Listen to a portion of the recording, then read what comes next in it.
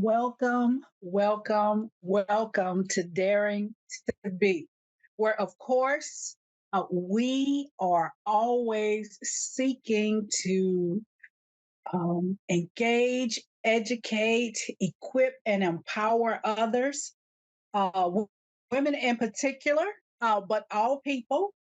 And today, we are looking at something that we don't talk about enough, and we're looking at what it really means to truly be diverse, what it means to be accepting and inclusive of all cultures, races, creeds, colors, if you will. So we're looking at that. We're looking at that through the lens of being a part of God's kingdom.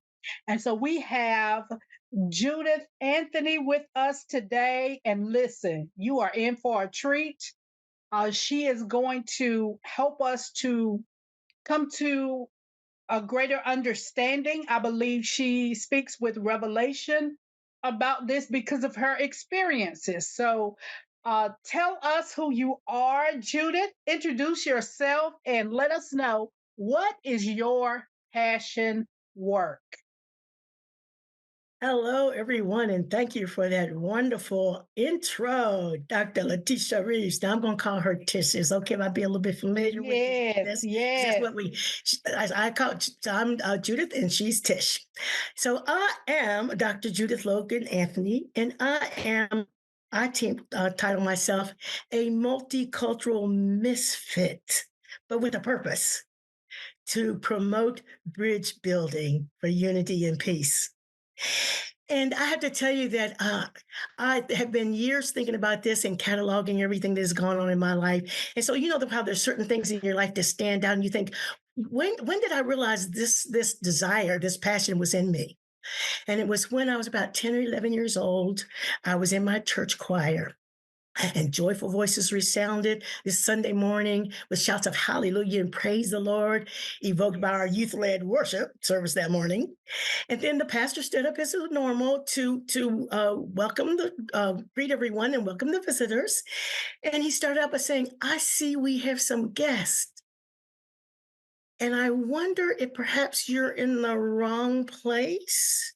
And he began to name the churches that were available next to us and down the street. And uncomfortably, a middle aged couple of a different race looked at each other for a moment. And then they quietly rose to their feet and left.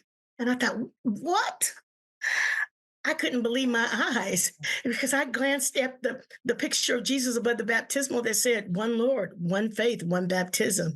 And down at the communion table that says, "Whosoever will, let them come."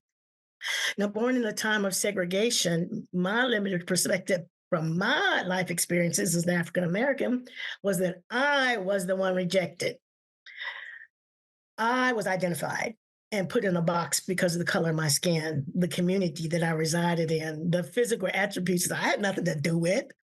And now God had used this experience to show me that rejection is not limited to one color, one people. Feeling humiliated, made to feel less than, like I didn't belong, were all common denominators, even in the place where we're all taught that the ground at the foot of the cross is level. The need to fit in and belong is universal. You too have felt humiliated and undervalued and unwanted. We all have. That morning, God set me on a path that would take me out of my narrow life to live with and experience other cultures, tribes, nations, and languages, and expand my understanding of a great big God and his bodacious love for all of humanity. I used to be afraid that I didn't fit in, and sometimes I still don't, but I deal with it, that I would not belong. Now I know how to be culturally literate. I translate well, I say. I'm confident that I can walk into diverse rooms and be welcomed and embraced. I learned that in all those rooms, I may have stood out as being different, but that God had made me different to make a difference. I am someone else's opportunity to engage with someone who's so very different from me and to have their curiosity met, fears allayed, questions answered, wounded hearts heard, and to gain confidence to engage across cultures, and in doing so, to build bridges and to promote unity. I am. Wow.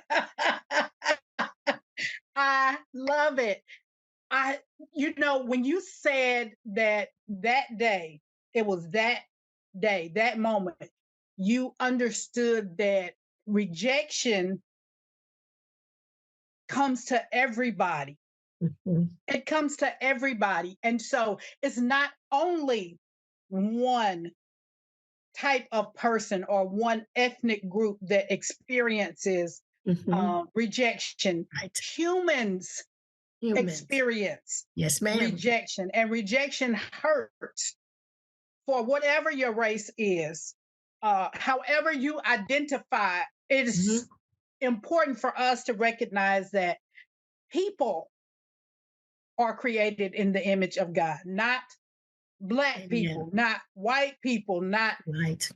Chinese, not Vietnamese, not any, it's not specific to a Right. nationality, a ethnic group, or skin color, Nice. Right. or any of the other isms, Mhm. right, that we deal with.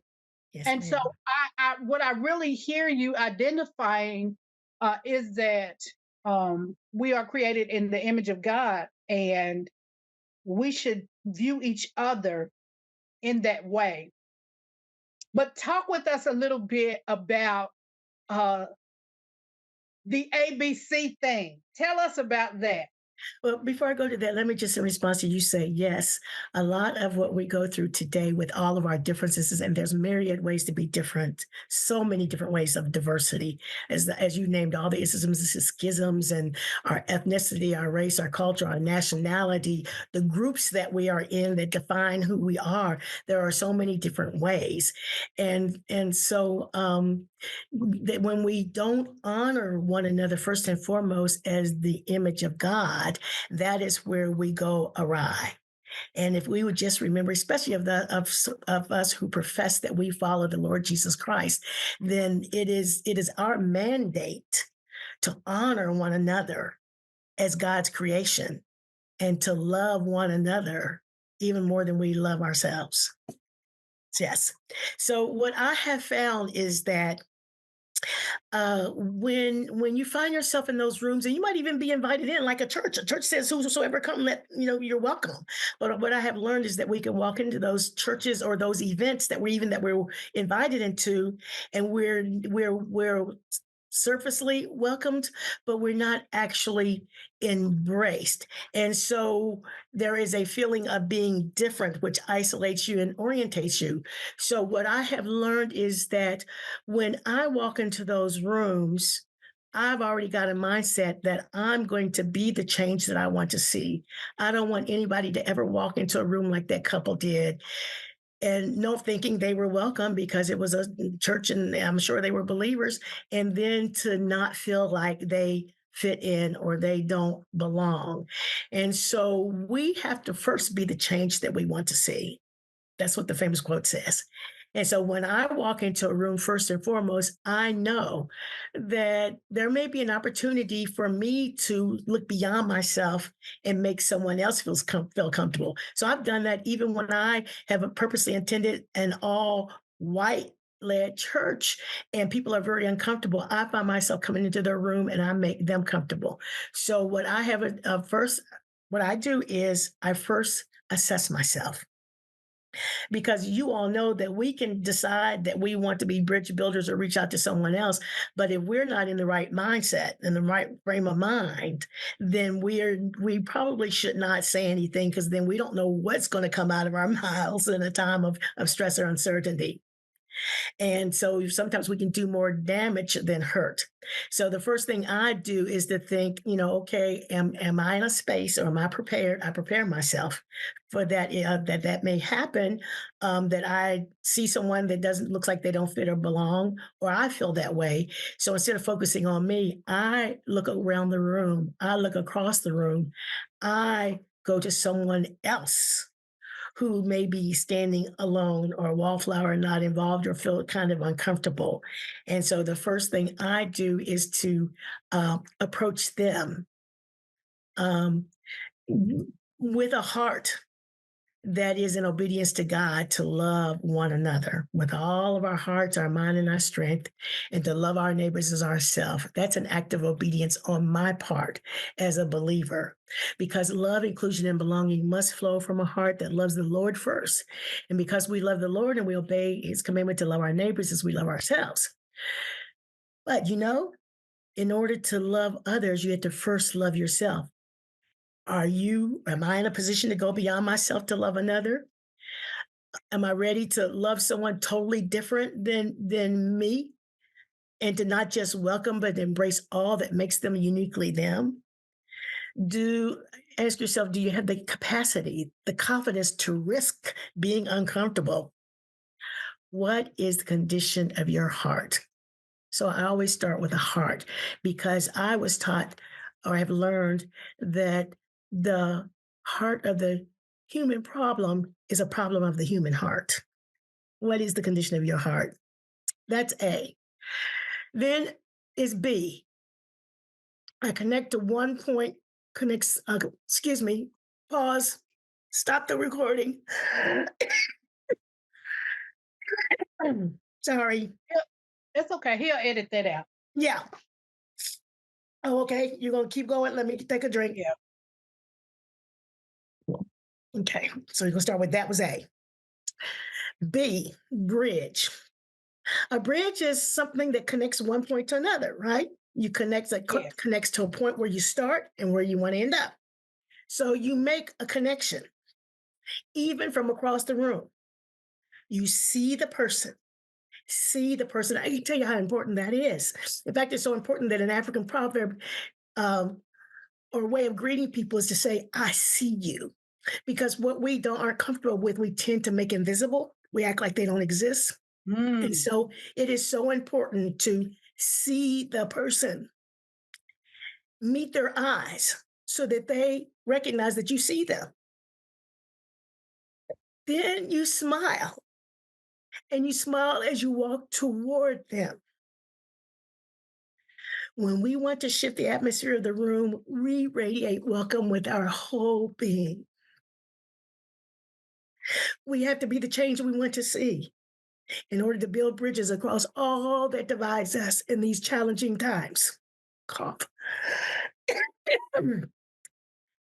Next is C, communicate. You engage them in conversation. You just talk to them, but you be in the moment, giving them your full attention. The Bible tells us that out of the abundance of the heart, the mouth speaks. What is your heart full of? Do your words align with what you're emoting to the person? Are you saying welcome, but your nonverbals give a different message? Do you leave them standing there, or do you invite them to sit with you, to join you in whatever comes next? You take care of them, you embrace them. Simple as ABC, right? Wow. So I hear intentionality all through that, right? There Intent. has to be an awareness and the intent to gather and embrace rather than to push away or to put boundaries in between that cause us to be separated.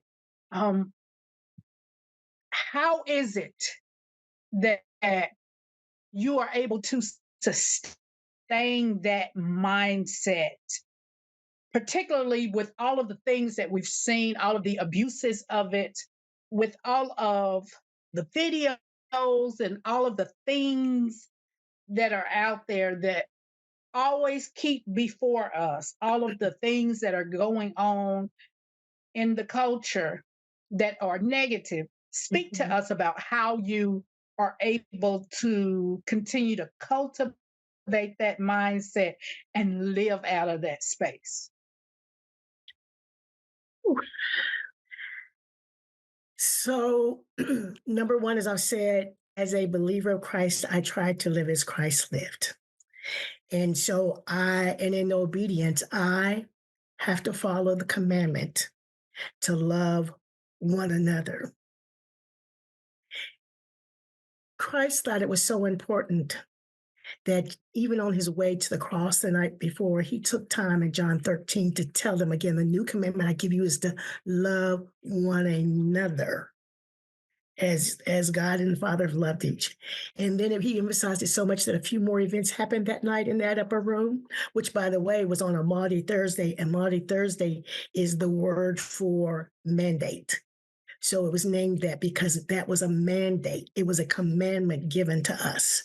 And so it was so important that then over again, in John 17, he took the time to pray the only prayer that he's ever prayed. Now, he gave us the model prayer for how to pray, but this is the prayer capture recorded that he prayed for us, for his disciples, and for those who would come. He prayed his Father that as God has shared his glory with him, his son, that he would share it with us, and that he had taught the disciples, and that he prayed that we would be one as he and the Father are one. That we would love one another as he and the Father love one another, and through our love for one another, then the world would see our love and believe in Jesus who God sent. And so that is ever on my mind. Growing up, I was always an A student and a perfectionist, and I wanted to get it right. So that always stays ever present in my mind. The other thing is that through my experiences of living and traveling across the world and all in and out of every culture and country, even, and even across the United States and all the different regions, I uh, I studied, I learned, I attained cultural competence.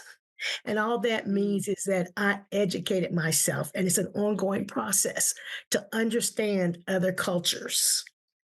That means their beliefs, their values, their worldviews, how their lens of how they see the world and act and respond to it, how they orientate themselves in the world. So that's made up of their culture, their identity, how they identify themselves, and listening to them and really to the words and what they say.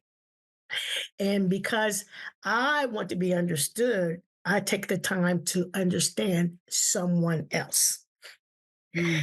And so now that I have intentionally tried to understand their culture and their history and their background and my own, oh my goodness, it always starts first with yourself.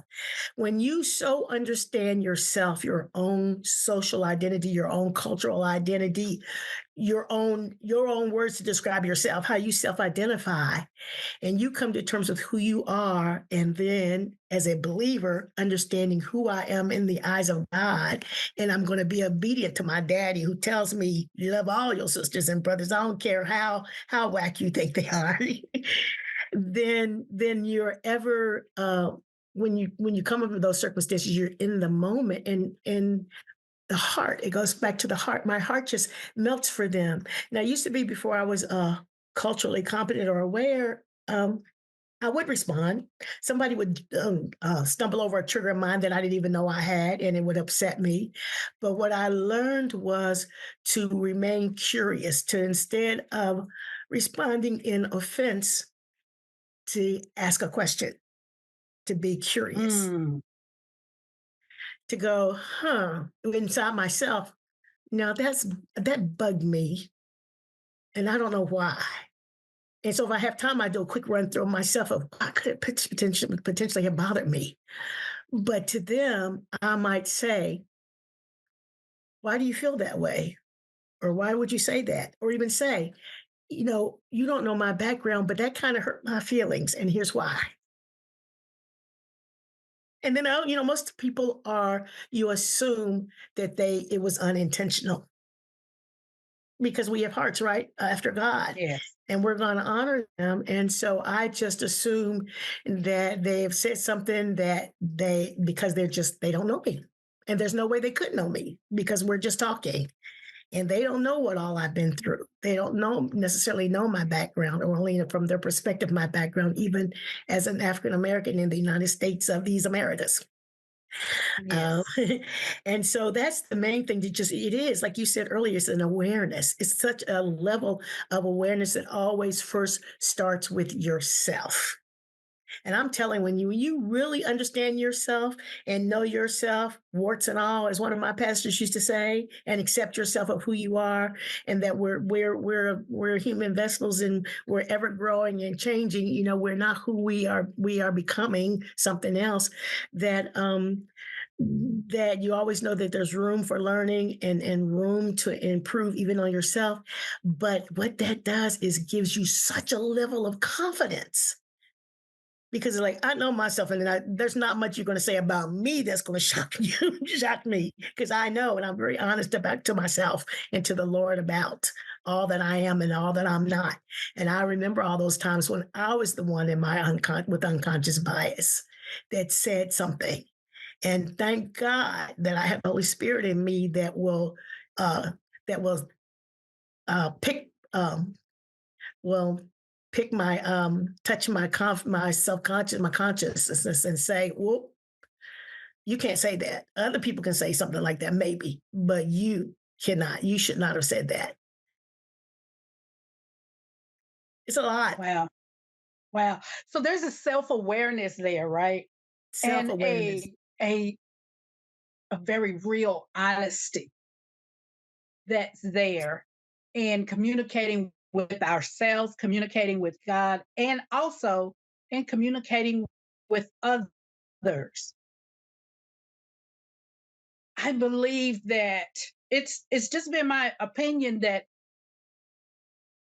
everybody is not going to be willing to come to the table and have Hmm. some real Hmm. gut level honest conversations, but some people will be honest.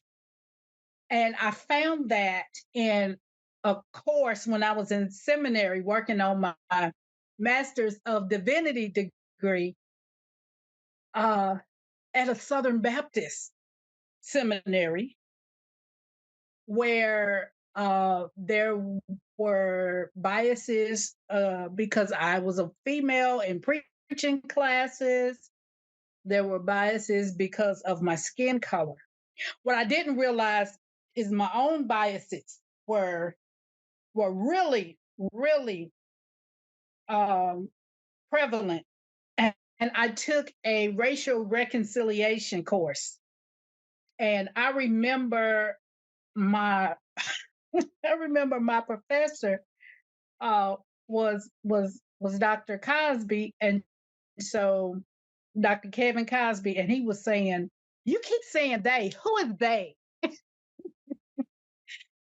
said, "Who is they?" And I was so taken aback by that because in that moment, I was able to see how I had leaned into creating the same types of issues uh, toward others that I dealt with. And so it's that analogy of becoming like what you can't stand. And so in the moment when he asked me that question, I just, that actually opened up some major discussion in the class. And I had to admit that I was just as wrong because two wrongs don't make a right. Even though I felt justified, two wrongs still don't make a right. And I had a responsibility. And for me, that was part of me starting to deal with it. Now, I'm not where you are. I haven't done as much work, and I know that. But I have been intentional about making sure that I learn to um, engage people and judge them by their merits and not just isolate myself with only people who look like me. So that's one thing that convicted me on my journey. Share with us some ways that I guess people can start slowly with, maybe neighbors or co-workers, or how can people start slowly to really begin to see what their own biases are and start doing some work? I know that there are a lot of people who are uh, professing believers who have experienced so much hurt, so much pain from, from decades of racism, that they are still troubled about having conversations and think it may be something that's just too hard for them to conquer all at once. How can they start small? How can we start small?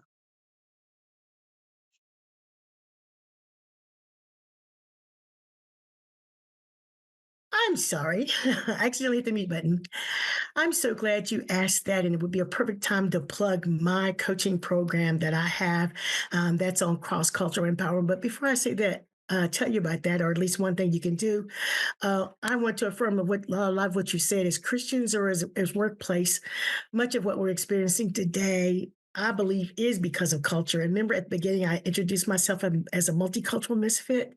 I believe we're Yes. all multicultural misfits because we're living in a multicultural world. We're crossing cultures and don't realize it. And so we unknowingly trample all over someone else's values, beliefs, and traditions. Our behaviors offend, and we interpret another's behavior as offensive. We trip over and trigger each other's unconscious biases, and you might even call them blind spots and things that go Yeah. bump in the night because everything has a culture. And then we wonder what just happened. We're hurt, we're confused, we're angry, afraid to talk about it, hesitant to approach another person of another culture, race, gender, generation, religion, workplace, department, even. Everything has a culture.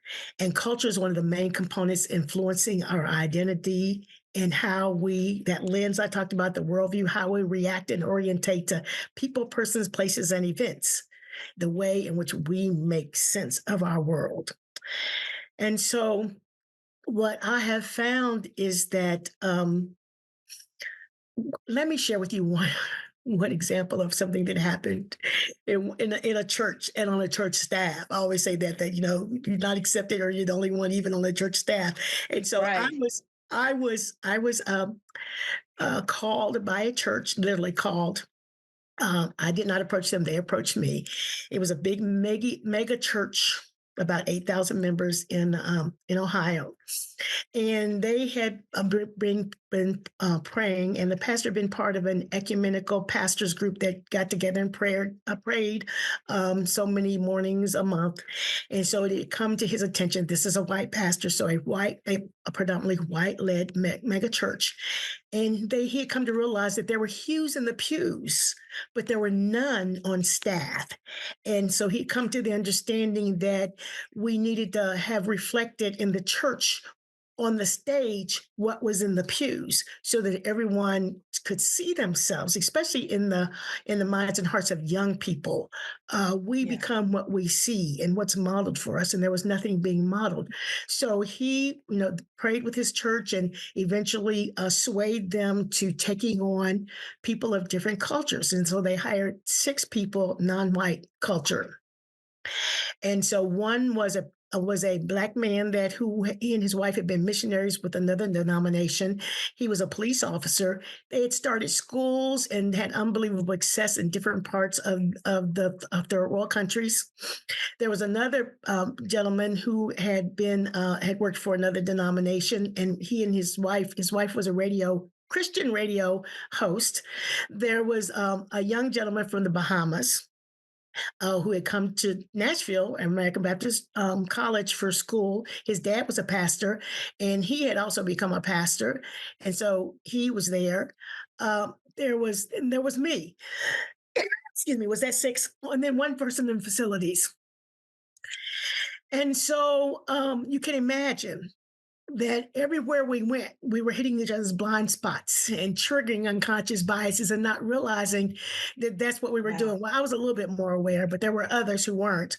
The young gentleman from Bahamas was like, what you have to understand is this is a major culture mentality, and I come from majority culture. In the Bahamas, we are the majority. So I understand the confidence. I understand even the arrogance.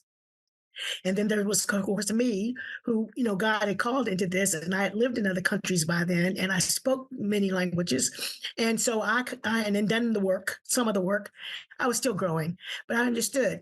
So we're in this meeting one day, excuse me, led by, and we took turns leading these Bible studies.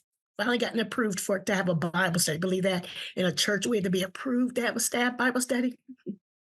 So we finally gotten it approved. And this particular day, excuse me, this lady named Candy was leading the Bible study. So we talked Bible study. We talked issues, as it related to the Bible study, practical application. And then at the end of it, she asked for any suggestions for the next meeting. She might not be leading it, but were there any suggestions about some other things that we might talk about? So I suggested that we perhaps come and talk about some of the things that we were experiencing in our everyday work life, um, and talk about some of the cultural issues and conflicts and bumps in the night. Now understand that this church at first thing, part of their orientation was you had to do a study on reconciliation and resolving conflict in relationships. And so why don't we talk about that? Well, I can't even remember everything that went on, but can I say that from there it deteriorated? The lady, young lady, white, ended up in tears, felt like I had personally attacked her. She, told our boss, our elder, the senior pastor over us, not the senior pastor, but in their hierarchy, my supervising senior pastor. And all of a sudden, I was this bad person, and all I had done was suggested that we talk about an elephant on the table and do it in the surroundings of this Bible study, this time of us to come together and eat and fellowship together. And after that, she avoided me all the time. She would not ever talk to me. Now, it's true that it turns out she has some of her own issues, which she resolved by getting more confidence in herself, losing a lot of weight, and things like that. But this is the kind of thing that can happen in the workplace. And then people are left with, do I address it or not? Do I just let it go? Do I suffer in silence? Where's a safe place to talk about this? Who is safe to talk to about it? And so the Lord has always positioned me in my life, and now I intentionally do it in a workplace, even as I found when I go to an all Black workplace, that there's still something about me that makes me different and to stand out as a foreigner, a foreigner in a distant land. And so I have to understand that and position myself as a person who listens and that will, respond with a soft answer. Soft answer turns away wrath. And so that is one of the first things that we can do. We can position ourselves as the safe space.